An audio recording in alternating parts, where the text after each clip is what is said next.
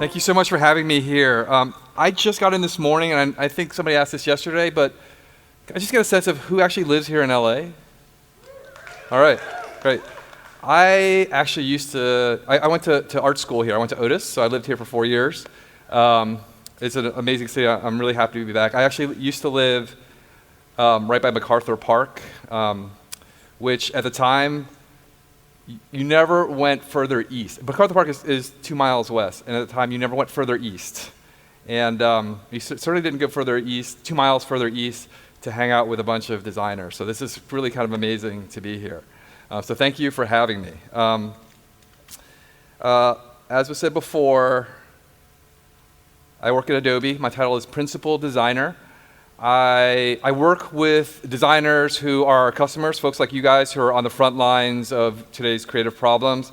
And I also work with the designers back at Adobe who are evolving Photoshop and Illustrator, the apps that you know, and also, I'm focused on Adobe XD, which is our new end-to-end UX UI design tool. I'm not going to spend any time on that. I'm here to talk to you today about two things. First, careers, and also I'm going to talk about design writing, and I'm actually going to cover some of the same territory that Amelie covered in terms of talking about critique or criticism. Actually, she and I just met, even though we both live in New York. We're both designers, and she works in the New York Times, I used to work in the New York Times, and we actually showed up with decks that actually cover the same territory, but completely coincidental. And hopefully I will add to what she had to say rather than boring you with the stuff that she had to say so eloquently. Some of you may know that I have been writing a blog at subtraction.com about design and technology for a long, long time, almost embarrassingly long. I've written thousands of posts there, and it's actually been a great platform for me. It's been a great way to get my ideas out there, to meet other people, to get new opportunities. I'm really thankful for the blog and for the audience. At some point, I wanted to take the original inspiration for the blog, which was my love of writing, and actually turn that into a book. And in 2010, I wrote this book called Ordering Disorder, Grid Principles for Web Design, in which I tried to take what I had learned as a print designer, the rules of typography and layouts and grids, and try to translate them to the web in a native way, in a forward-looking way. And the thing about writing books is that they're really hard. And even though I had written these thousands of blog posts, I really froze up when it came time to write the book. And my ambition was to write this book that might be, kind of a timeless classic that would really talk about great design principles, not just what was on the web. And ultimately, I think I really missed the mark for a lot of reasons, because I think I'm just maybe not a great book writer. Also because it's genuinely hard to write a book that's interesting and substantive about design. And there are a lot of reasons for that. One is design is really not very well understood, and it's hard to grow the audience for design. I actually think that's what writing about any art form should be about. It should be about growing that audience and getting more people to understand what that art form is about. But I didn't really give up on that idea of writing a really sort of timeless book. A couple of years ago, I wrote this book called How They Got There, interviews with digital designers about their careers. And the inspiration for this book was, one, it was kind of the book that I wanted to have, or I wish I had had when I was just starting out in my career. A book all about how people got started, how they got their first big breaks, how they got over their biggest challenges, how they dealt with failures, how they turned their passions into sustainable careers and ultimately really successful careers. And so I talked to 14 designers, folks from kind of all over the spectrum, folks in the first decade of their careers, folks who had been doing digital design for longer, folks from startups, late-stage tech companies, agencies, independent studios. I also talked to this guy who you may remember from yesterday, and he had a lot of really interesting things to say, and I hope I don't embarrass him when I quote him a little bit later. So the act of writing this book was interesting to me because I'd had so much trouble writing the first book, and so I said, hey, I'm just going to talk to 14 people I'll talk to them on Skype, I'll record what they have to say, and then I'll upload it to the service I use called rev.com, which charges like $1 a sentence or something like that, to transcribe it. And then I'll have a book. What could be easier than that, right? But as soon as I got the transcripts back, I realized that the missing step was you really have to edit it. Anytime you engage in writing about design or writing about anything, and even transcribing interviews and turning them into a readable form is a form of writing. You have to apply a kind of critical analysis. You have to put on an author's hat and try to make all these interviews work together in a way that's enjoyable and readable and valuable to the user. And just transcribing what they had to say was just not working out because what you had to say conversationally doesn't translate to the page in a very elegant way. So I'm going to spend a little bit of time talking about what these 14 designers told me, and then I'm going to get back to this idea of writing. So the first lesson that I want to share with you is that there's really no straight path in design careers. And this is maybe the most obvious lesson. And also, it was something that really underscored for me the idea that a lot of what we want to know about careers is already obvious to us, but we only understand it academically, and we don't yet understand it emotionally or really truly have been able to internalize the lessons because we haven't experienced it for ourselves. And we can get a little bit of a jump start on that by hearing stories from others because it humanizes these abstract lessons. So this lesson is really about the fact that everybody has misfires, everybody has meandering paths, they hit dead ends, and ultimately they get over it. This is a quote from Erica Hall, who co-founded Mule Design in San Francisco. She said, "I love looking back at the things I tried that totally didn't work out. Things go horribly, but somewhere down the line, that thing that went horribly is going to totally help you do something really fantastic." And that really underscores the idea that success is really the latest iteration of a series of failures. Self-taught skills can matter as much as formal education. I'm going to talk a little bit about formal education later, but this is actually something that Alex said. But Alex, I'm really sorry.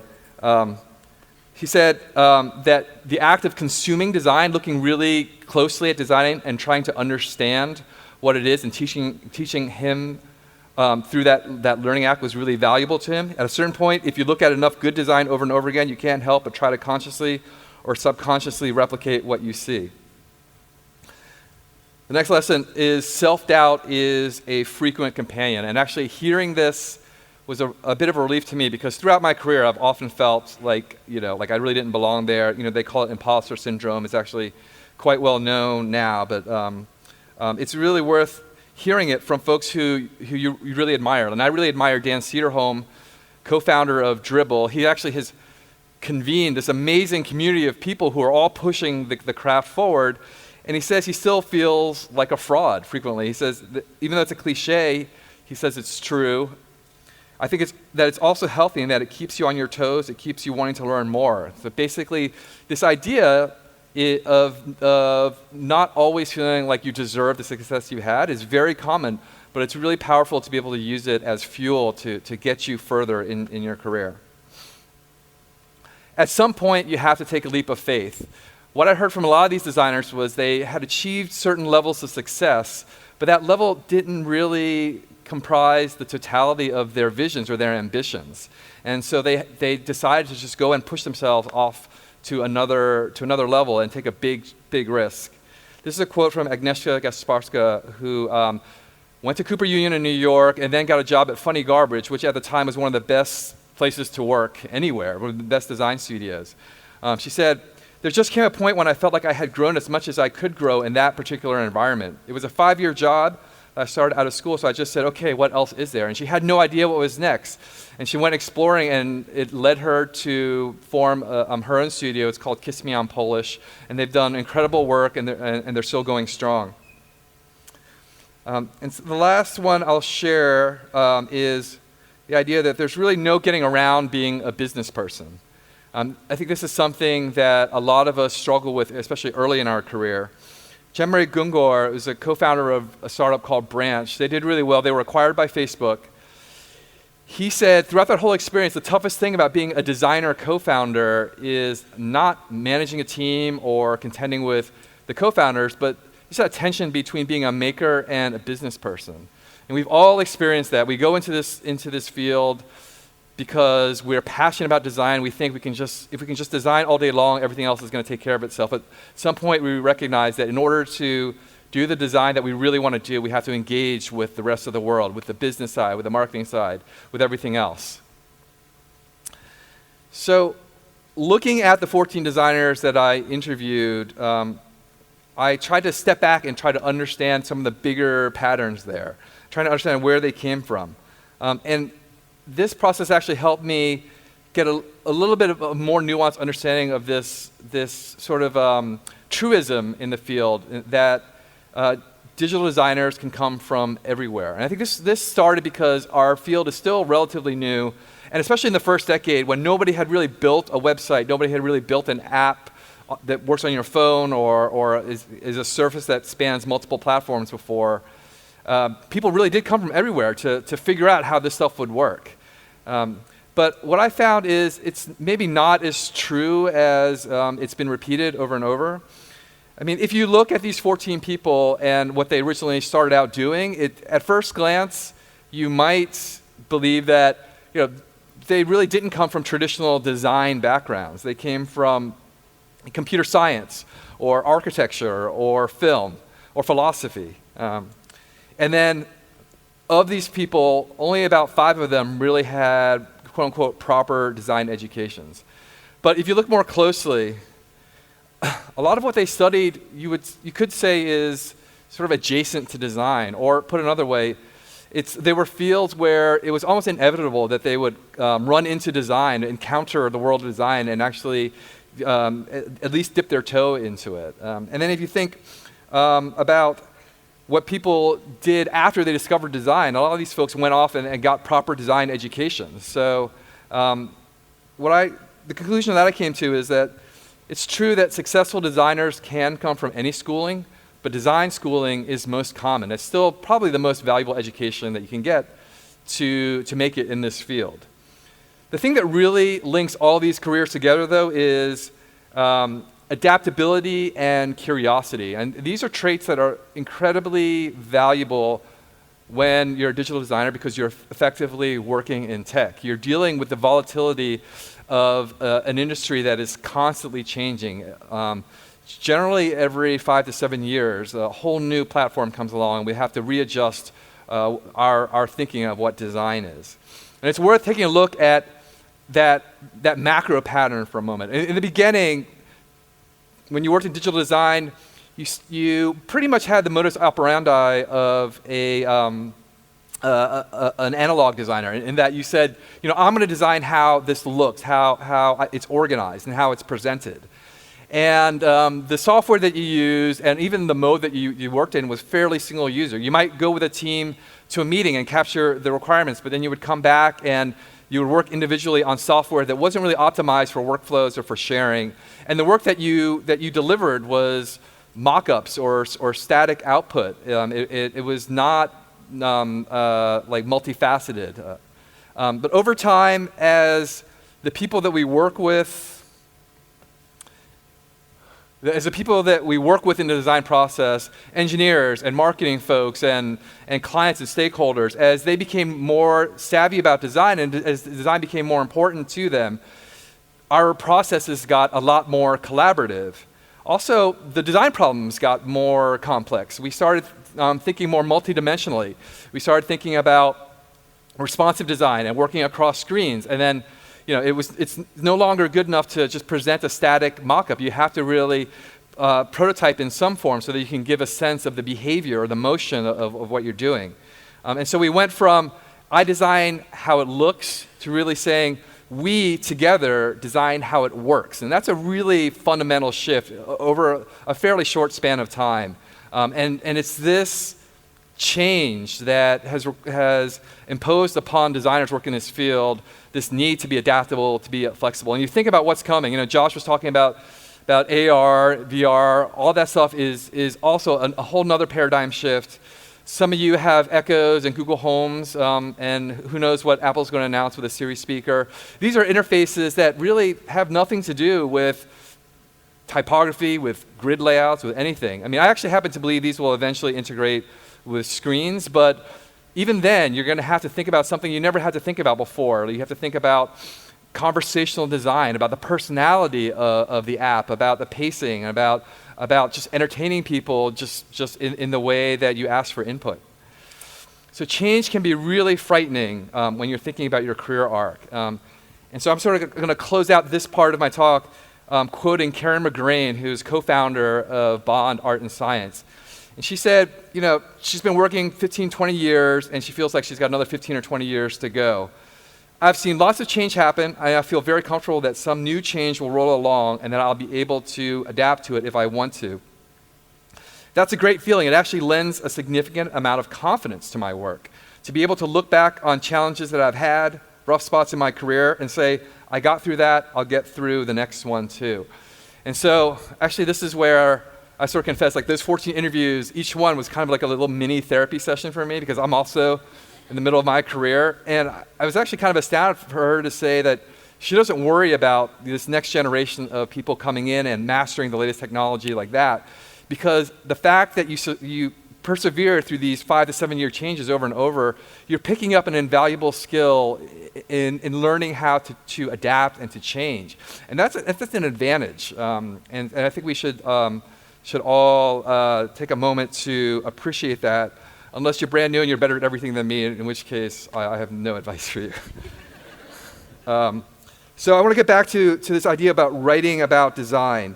So I put out this book in 2015, and it got some nice reviews, some kind notices.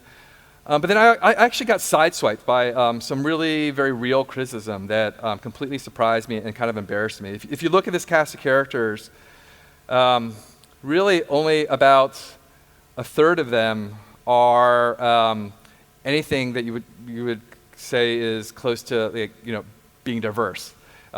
There's a few women, and Naz Hamid is he's from Malaysia, so it doesn't do a great job in terms of underrepresented minorities at all. And I was really embarrassed by this, because I fully believe that when we put stories of success out there, we're actually giving a model for other people to follow, especially people who are thinking about their careers. And if those people can't recognize themselves in these stories, then it's a failure on the part of people who are telling these stories. So I thought about this a lot, and in retrospect, I was really writing in a bubble. I had this ambition to write a book that was going to grow the audience for design, and it didn't really do that, because just under the surface, I was really just thinking about the designers that I knew and writing for them. And it's really hard to get context and perspective inside of a bubble, and part of this is because this is sort of the default posture of writing about design. You're basically writing for other designers, and the things that are important to us are important to other designers, and on the one hand that's good, but it's really an echo chamber. As a result, I really feel like the bar for writing about design is pretty low. Like, most of what's out there is not that great. On the one hand, it's great that we're all so willing to share our thoughts and our learnings and write about them and create a really collaborative community. But on the other hand, the fact that it's only designers who are writing for other designers is a real problem. It's not good enough. Like, we need something more than this. To go a little bit back into history to when analog design was at its peak, we had these fantastic outlets for great writing about design, great writing in the mode of design criticism. I actually have a slightly different take on the word criticism than Amelie did. I feel like criticism is actually a kind of an art form. We had Emigre, we had ID Magazine, we had a magazine called Critique, which was about looking at graphic design really in a really deep way. We still have iMagazine, thank goodness. They are doing terrific work out of the UK, and I encourage everybody to read that magazine. But everybody else is gone. And what we have now is Medium.com. And there's some terrific stuff on Medium, but for better or for worse, if you're going to write about design, particularly product design or digital design or UX, UI, you're going to put it on Medium. This is where we've all decided that it should go. And if you look at what gets bubbled up as popular on Medium, there's some good stuff. There's stuff about careers there. There's stuff that is helpful to us, but it's not really great design writing, and it's certainly not good design criticism. I mean, a lot of what you see are articles about techniques, about how to get better performance in your app, or how to learn to do better animation. That stuff is great. I don't take issue with it per se.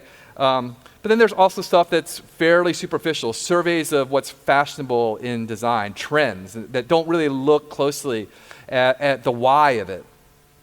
And there's also just rants, like people like with an axe to grind who are just out to let you know how strongly they feel about this or that, which, take it or leave it. Same is true for designer news. Now, don't get me wrong, I visit designer news every day. I end up reading a Medium article almost every day as well, and there's some great stuff on there. This is a leaderboard of what we're all reading, right? And almost none of it is like good design writing. Almost all of it is about selling you on something. Either selling you on an idea, hey, I got this great new take on the way you should do motion or something, or selling you on a product, selling you on an open position I'm trying to hire for. It's not about critical analysis. It's not about looking deeply at what we're doing and the context. And this is because the people who are writing this stuff, God bless them, it's designers, working designers. And what we need is a class of knowledgeable professionals whose job it is to think critically about design, but who don't make a living by doing design. And I realize that may sound a bit unrealistic, but if you think about other art forms, that's exactly what they have, and that's part of the reason design is sort of like this junior varsity art form compared to like the varsity players, like architecture. New York Times has, for many years, had architecture critics writing columns, really penetrating pieces about the context of architecture, the why of it, and the implications. Michael Kimmelman nearly won a Pulitzer Prize for writing about architecture. Can you imagine somebody winning a Pulitzer Prize writing about the work that we do? I mean, it sounds outrageous, but it should be true because of how impactful our work is. In a more populist vein, Siskel and Ebert, they basically turned us all into film lovers. They came into our homes every week and told us about the latest movies and about their ideas and taught us the language of film criticism. So practicing design or practicing and writing about the same art form, it's not inherently bad, but it is a conflict of interest because of all the relationships we have as employees, as people looking for new opportunities, as agencies looking for clients, as somebody who might be looking to partner with somebody. And it doesn't allow us to talk independently. And independence is essential for worthwhile design and worthwhile writing and criticism. So I'm running out of time and I have so much left to tell you. So I'm going to try and speed through the rest. I'm just going to try and answer this question first. Why is design writing important? Why is criticism important? I think it's worth asking, even though I've told you all this. And I think there's a lot of arguments that can be made for this, but I'm just going to talk about one today. And the reason I would offer is it's because we asked for it to be. We, as a profession, have been fighting this battle for a long time to get a seat at the table. And we're always saying we're just as valuable as engineering, or we're just as valuable as marketing. We want to be a part of the conversation. We want to be there taking responsibility for what gets done and setting the vision.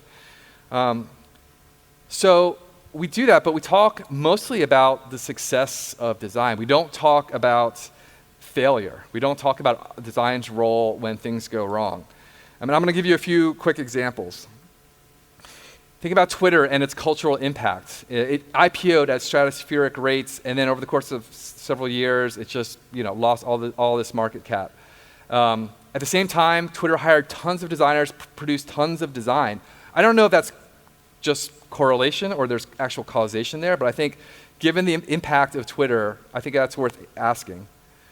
I'm sorry, my remote went out. Facebook, all their problems with fake news and with keeping people inside of their bubbles, these are design problems, but the way they're portrayed in the media, literally this headline treats this problem as almost an algorithmic problem, almost as if it hasn't been mathematically engineered right. But it's really a user experience problem. This is a particularly painful example because I voted for Hillary. I was a big supporter. And a friend of mine, Jennifer Kinnan, was creative director for Hillary for America. She did amazing work. I couldn't imagine anybody else doing a better job than she did, she and her team. But because of how consequential that election was, I think it's really important to ask, did design play any role in its failure? And I think it's fair to ask this question because in 2008, when Obama won, design was taking so much credit for that beautiful logo and that wonderful corporate identity, or that wonderful identity system and all the communications. And now, there's no question about what role design played here. So, design has waged this multi-decade campaign for greater credibility. And to get to the next stage, I think we all need to embrace more rigor and more accountability. And so my career advice for designers is really, next to being good at design, maybe the most valuable skill you can have is being a good writer and being a good critical thinker. So I'm just going to skip ahead a few slides, sorry. Just to close with this thought. Often people say, when they hear people actually trying to think critically about design, that why is this person just trying to take down somebody else? Why don't they just go off and do some good design work and show the world by doing good design work? And there's this impression that if you think in a critical mode that you're basically a crank, right? You're sitting around taking pleasure in other people's failures. I actually think, to some extent that might be true for some critics, but on the whole, I think criticism is actually a contribution to any art form, and it can particularly benefit ours. I actually believe that criticism and thoughtful writing, these are inherently optimistic modes of thinking because they imagine a better world. And I believe that if we all try to embrace this and ask for it and push for it, that it's going to help get us as a profession, as a craft, to another level of success and credibility. So thank you so much for having me.